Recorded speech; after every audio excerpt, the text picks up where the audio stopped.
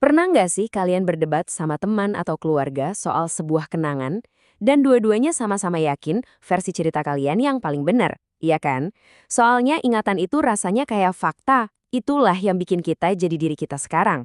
Tapi, gimana kalau ingatan kita itu sebenarnya cuma ilusi? Nah, kutipan ini langsung nusuk ke intinya ya. Kita semua kan pengennya percaya kalau ingatan kita itu kayak rekaman video pribadi yang super akurat tentang masa lalu. Tapi apa benar sesederhana itu? Kata sains, wah jauh banget dari itu. Ini dia nih perbandingan utamanya.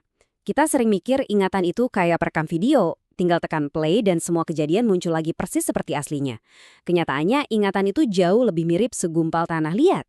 Setiap kali kita mengambil sebuah kenangan, kita itu bukan cuma nonton ulang, tapi kita ikut membentuknya lagi. Sedikit kita poles di sana-sini, mungkin nambahin detail baru, atau ngebuang bagian yang nggak kita suka. Oke, jadi dari mana sih ketidaksempurnaan ini datang? Ternyata ini emang udah jadi setelan pabrik dari awal. Jadi kalau kalian gak bisa inget ulang tahun pertama kalian, tenang aja. Kalian emang gak seharusnya bisa. Otak kita dari sananya udah dirancang buat melupakan itu semua. Fenomena ini ada namanya loh, amnesia masa kecil. Dan ini penting banget, ini bukan berarti ingatan kalian jelek atau rusak. Ini terjadi ke semua orang. Otak kita waktu bayi itu emang belum siap aja buat merekam dan menyimpan cerita hidup dalam jangka panjang. Terus, kapan saklarnya mulai nyala? Nah, para peneliti nemuin ada semacam usia ajaib, yaitu sekitar 3,5 tahun. Di usia inilah, sirkuit otak kita akhirnya cukup matang buat mulai merekam kenangan-kenangan yang bakal kita bawa sampai dewasa. Semua yang terjadi sebelumnya, ya sebagian besar hilang aja gitu ditelan kabut. Tapi kenapa bisa gitu? Nah, ini bagian paling kerennya. Ini tuh bukan bug atau kesalahan sistem. Ini justru fitur bawaan. Otak bayi itu ibarat kota yang lagi dibangun super ngebut. Biar efisien, banyak jalan-jalan yang nggak perlu akhirnya harus ditutup kan? Proses pemangkasan inilah yang bikin otak kita jadi lebih tajam dan elegan pas dewasa. Tapi ya itu ongkosnya, kenangan-kenangan paling awal kita. Oke, jadi kita tahu otak kita itu menghapus ingatan-ingatan awal. Tapi ini nih bagian yang lebih aneh lagi. Seberapa gampang sih otak kita bisa menciptakan ingatan baru dari nol, ingatan soal hal-hal yang nggak pernah terjadi sama sekali? Jawabannya, gampang banget ternyata.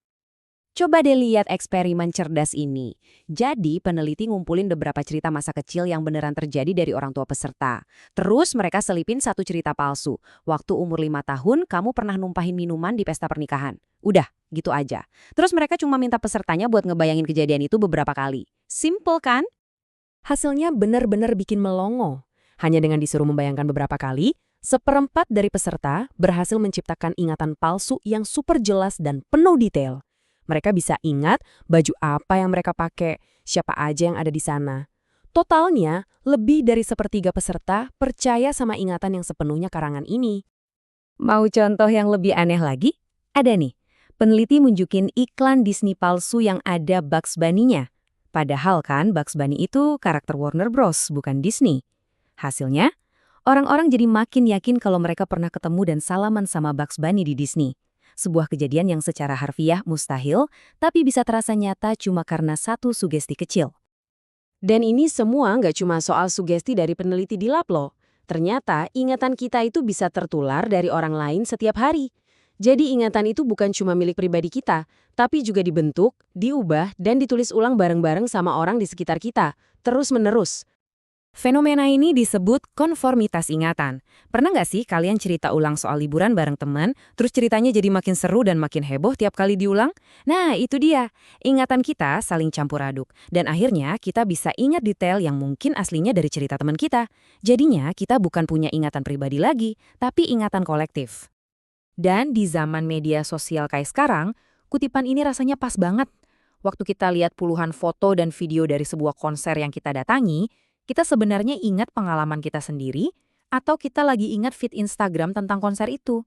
Batasannya jadi nyaris nggak kelihatan. Oke, setelah dengerin ini semua, gampang banget kan buat mikir, wah berarti ingatan kita ini pada dasarnya rusak dong. Tapi, coba kita balik pertanyaannya. Gimana kalau semua kekurangan ini lupa, gampang dibentuk, gampang terpengaruh, sebenarnya bukan kelemahan, tapi justru kekuatan super kita? Ini pertanyaan yang wajar banget kan? Apa otak kita ini salah desain? Jawabannya, sama sekali enggak. Justru sebaliknya. Dan alasannya mungkin bakal mengubah cara kalian mandang proses lupa selamanya. Ternyata, lupa itu adalah kuncinya. Lupa itu bikin otak kita efisien, kayak lagi bersih-bersih desktop komputer yang berantakan. Ingatan yang fleksibel itu sumber kreativitas. Kita jadi bisa nyambungin ide-ide lama dengan cara-cara baru. Ini juga yang bikin kita bisa beradaptasi, mengubah pikiran kalau ada bukti baru. Dan yang paling penting, ini yang bikin kita bisa sembuh. Coba bayangin kalau kita nggak bisa lupa setiap rasa sakit atau momen memalukan. Lupa itu anugerah kan?